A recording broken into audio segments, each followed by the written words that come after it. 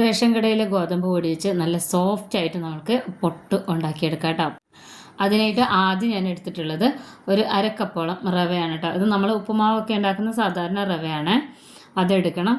ഞാൻ ഉപ്പുമാവും അതുപോലെ തന്നെ ഗോതമ്പ് പൊടിയും വെച്ചിട്ടാണ് ഉണ്ടാക്കിയെടുക്കുക കേട്ടോ. നല്ല സോഫ്റ്റ് ആയിട്ടിരിക്കും.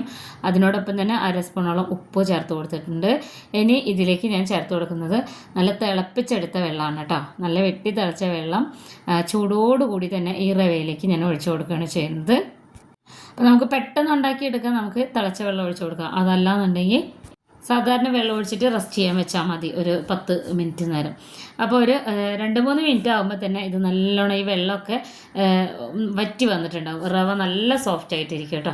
തിളച്ച വെള്ളം റവയിൽ ഒഴിച്ചു കഴിഞ്ഞാൽ എന്താ ഉണ്ടാവുക നമുക്കറിയാലോ, ഉപ്പുമാവൊക്കെ ഉണ്ടാക്കുന്നതല്ലേ നമ്മളെല്ലാം. അപ്പോൾ ഇതിൽ ഒട്ടും തന്നെ വെള്ളമില്ല, നല്ല കട്ടിയായിട്ട് വന്നിട്ടുണ്ട്. അപ്പോൾ ഇതിങ്ങനെ കൈകൊണ്ട് പിടിച്ച് നോക്കി കഴിഞ്ഞാൽ നല്ല സോഫ്റ്റ് ആയിട്ടാണ് ഉണ്ടാവുക കേട്ടോ. അപ്പോൾ ഇത് വെച്ചിട്ടാണ് നമ്മളിനി ഗോതമ്പ് പൊടി മിക്സ് ചെയ്യുന്നത്. അപ്പോൾ ഞാൻ കാണിച്ചു തരാം അത് എങ്ങനെയാണെന്നുള്ളത്. നമ്മൾ ഒഴിച്ച വെള്ളമൊക്കെ വറ്റി വന്നിട്ടുണ്ട് കേട്ടോ. നന്നായിട്ട് ഇതിനൊന്ന് ഇളക്കിയെടുത്തതിന് ശേഷം മിക്സിയുടെ അരയ്ക്കുന്ന ജാറുണ്ടല്ലോ, നമ്മൾ തേങ്ങയൊക്കെ അരയ്ക്കുന്ന ജാറ്, അതിലേക്ക് ആദ്യം തന്നെ ഞാനിത് ഗോതമ്പ് പൊടിയാണ് എടുത്തിട്ടുള്ളത് കേട്ടോ. ഗോതമ്പ് പൊടി ഇതുപോലെ 1 കപ്പ് എടുത്തിട്ടുണ്ട്. അപ്പോൾ ഇതിൽ ഒരു 1/4 ഭാഗത്തോളം ആദ്യം തന്നെ ഞാനിതിൽ ഈ മിക്സിയുടെ ജാറിലേക്ക് കൊട്ടി എടുത്തിട്ടുണ്ട്. ഇനി നമ്മൾ നേരത്തെ കുതിർത്ത് വെച്ചിട്ടുണ്ടായിരുന്ന റവ ഉണ്ടല്ലോ, ആ റവ ഇതിലേക്ക് ഇട്ട് കൊടുക്കാം. ഇത് പകുതിയായിട്ട് 2 ഭാഗങ്ങളായിട്ടാണ് ഞാൻ പൊടിച്ചെടുക്കുന്നത്. ഞാൻ കാണിച്ചു തരാം കേട്ടോ. നമ്മളിതിൽ അധികം വെള്ളമൊന്നും ചേർക്കുന്നില്ല. ഈ റവയിലുള്ള ആ ഒരു വെള്ളത്തിൻ്റെ അംശം തന്നെ മതിയാവും കേട്ടോ, നല്ല സോഫ്റ്റ് ആയിട്ട് കിട്ടാൻ വേണ്ടിയിട്ട്. അപ്പോൾ ഇനി റവ ഇട്ട് കൊടുത്ത് പകുതി മാത്രം, എന്നിട്ട് അതിൻ്റെ മുകളിൽ വീണ്ടും ഗോതമ്പ് പൊടി ഇട്ട് കൊടുക്കുകയാണ് കേട്ടോ ചെയ്യുന്നത്. എന്നിട്ട് ഇനി ഇതിനെ നമ്മൾ ഒന്ന് ഇങ്ങനെ മിക്സിയിൽ ഇങ്ങനെ നിർത്തി ഇങ്ങനെ ഒന്നിങ്ങനെ കറക്കിയെടുക്കുകയാണ് ചെയ്യുന്നത്. ഒരിക്കലും മിക്സി നിർത്താതെ ഇങ്ങനെ അടിച്ചുകൊണ്ടിരിക്കരുത്. നിർത്തി കറക്കിയെടുക്കുമ്പോൾ അത് ഈ ഒരു പരുവത്തിൽ തന്നെയാണ് കിട്ടുക കേട്ടോ. ആ റവയും ഗോതമ്പ് പൊടിയും കൂടെ മിക്സായിട്ട് നല്ല ഇങ്ങനെ സോഫ്റ്റായിട്ട് വന്നിട്ടുണ്ടാവും ഈ ഗോതമ്പ് പൊടി. ഞാൻ കാണിച്ചു തരാം എങ്ങനെയാണെന്നുള്ളത് കാണിച്ചു തരാം കേട്ടോ. ഒട്ടും തന്നെ കട്ടയാവില്ല. ഇത് നമ്മൾ എത്ര നേരം വെച്ചിരുന്നാലും ഇങ്ങനെ കട്ടയായി പോയില്ല. ഇങ്ങനെ നമ്മൾ വൈകുന്നേരമൊക്കെ ആകുമ്പോൾ ഇങ്ങനെ ഹാർഡായി പോയില്ല, അങ്ങനെ ആവില്ല കേട്ടോ. അപ്പോൾ നല്ല സോഫ്റ്റ് ആയിട്ടുള്ള ഗോതമ്പ് പുട്ടുപൊടി ഇവിടെ റെഡി ആയിട്ടുണ്ട് കേട്ടോ. നമ്മൾ സ്പൂൺ വെച്ചിട്ട് ഇങ്ങനെ എടുക്കുമ്പോൾ തന്നെ മനസ്സിലാവുന്നുണ്ട്. ഇതിൽ എക്സ്ട്രാ വെള്ളം ഒന്നും തന്നെ ഒഴിക്കണ്ട കേട്ടോ. ഇനി ഇതൊരു പാത്രത്തിലേക്ക് മാറ്റാം. നമുക്ക് ബാക്കിയുള്ളതും ഇതേപോലെ തന്നെ ചെയ്യണം. അപ്പോൾ റവ ക്വാണ്ടിറ്റി വളരെ കുറച്ചെടുത്താൽ മതി. ഇത് ഞാൻ കാണിച്ചു തരാം. നല്ല സോഫ്റ്റ് ആയിട്ടാണ് ഇരിക്കുക കേട്ടോ.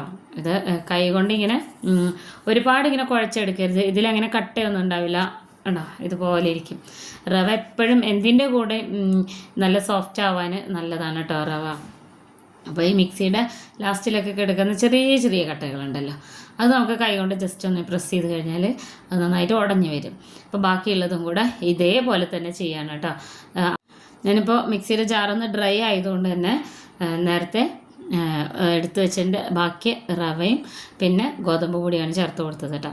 എന്നിട്ട് ഇതുപോലെ തന്നെ ഒന്നിങ്ങനെ കറക്കി എടുത്താൽ മതി, നിർത്താതെ ഇങ്ങനെ കറക്കരുത് കേട്ടോ.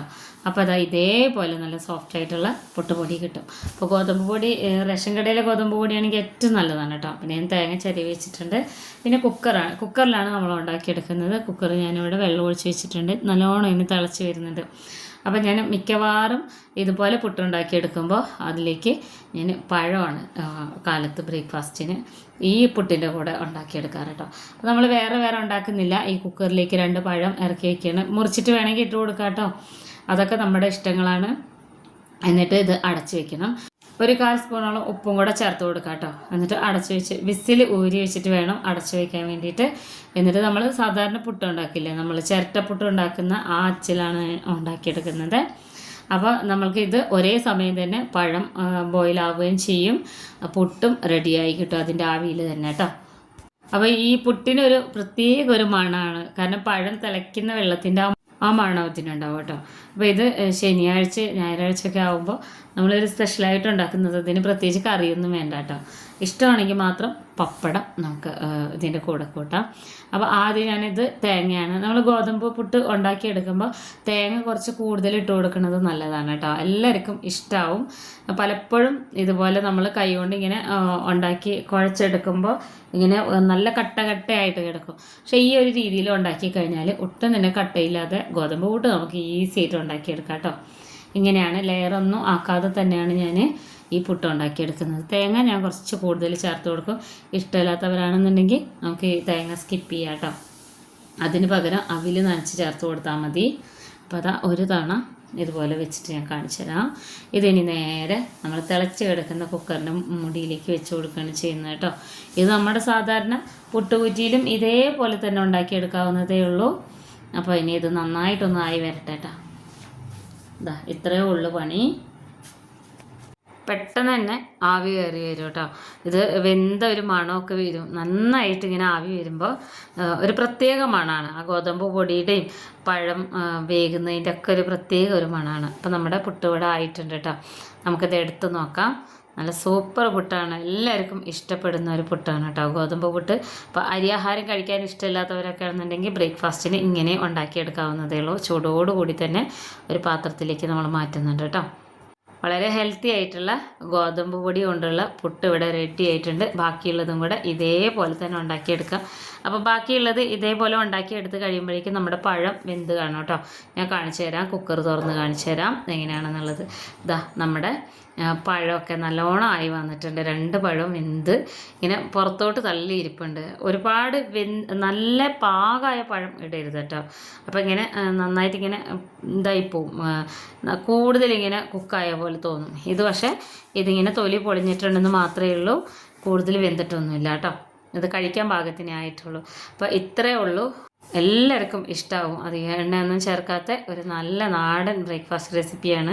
അരി ഭക്ഷണം വേണ്ട, എണ്ണ വേണ്ട, അങ്ങനെയുള്ള ഒന്നും തന്നെ ഇല്ലാതെ ഉണ്ടാക്കാൻ. വീഡിയോ ഇഷ്ടമായി ഫോളോ ചെയ്യാനും ലൈക്ക് ചെയ്യാനും ഷെയർ ചെയ്യാനൊന്നും മറന്നുപോയത്. ഉണ്ടാക്കി നോക്കി കമൻറ്റ് ചെയ്യണേ.